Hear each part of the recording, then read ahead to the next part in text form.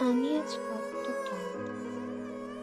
ক্লান্ত আজ আমার চারপাশ সবটা নিস্তব্ধ। তুমি বসে আছো। তুমি কি আমায় মনে পড়বে?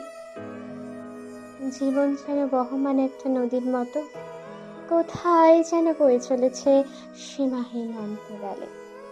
কেউ কি বলতে পারবে এর শেষ কোথায়? হ্যাঁ, আমি জানি তুমি বলবে ঠিক সেই নিস্তব্ধতায়।